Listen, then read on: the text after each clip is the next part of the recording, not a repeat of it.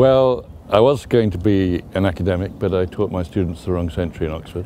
So then I joined the Times in London. And that didn't really work out either. So I went to Borneo and just fell in love with the tropics. Well, now I know what I protect. When I was in the Congo, I think it was sort of 5 months in, we were journeying through the northern Congo, Brazzaville. And there was a little baby gorilla in this very rough village. And he'd seen his mummy speared and cut up into steaks in front of him. So he was very disturbed.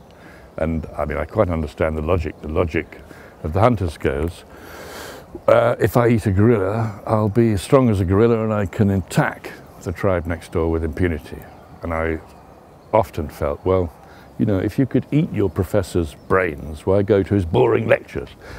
So I understand, but I would like to go to the northern Congo, somehow set up a fund for lowland gorillas. Well, I have a whole list of heroes. Of course, it's Darwin and it's Alfred Russel Wallace. But if you mean a living hero, well, it has to be David Attenborough. He's a hero in obvious ways for conservation, but just two little stories about him. He wanted a dead penguin for one of the BBC series, and he wrote to a friend of mine on South Georgia, a guy I later took out on a trawler up to the Arctic. He'd collected thousands and thousands of specimens for scientists all over the world from the Arctic. You know, the ice fish that has no hemoglobin, that sort of thing. Now, he only had one letter of thanks, and guess who that was from David Attenborough. Amazing. I mean, these backstage stories. That's the secret of stardom, is that he's exactly the same off stage as he is on stage. He's a wonderful man. And you said about him walking badly. Well, I know that story too, because on Lord Howe Island there's this terrible cliff you climb up if you're a young man. Now, sure, it's not for mountaineers, there are ropes, but I thought it was impossible. He went up to the top, he came back, and not a word of complaint at any stage, and he had dislocated his hip. Jesus, must have been in screaming agony. So that's the real hero, you can't match that.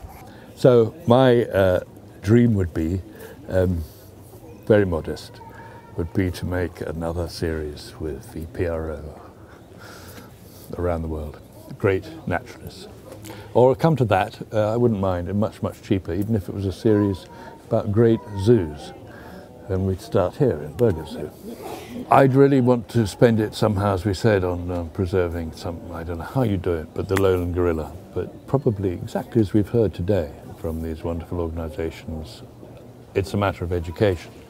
I mean, they really did say to me in the Congo, and I said, you really should not kill gorillas. They said, you bastard. I mean, you come from such a rich country in the West. Why? What? You must be gorillas everywhere. So we just haven't got the knowledge across, and of course not, because there's actually no educational system more expensive than science. Literature's very cheap. I don't know the answer to that, but certainly that's where £1 million should go. Some kind of education. Yes, it made me even more optimistic about it. Wonderful, full of hope. See those kids, and the fact that the film was so genuine, and we're all looking for genuine films. Now here's a microphone with tremendous wind in it, as if the volcano is going off. And what are the children doing for their project? Well, they're sawing branches off trees. But then you see the point of it, and they're making a home for insects and so on. And they're all so involved. Yes, I thought that was superb.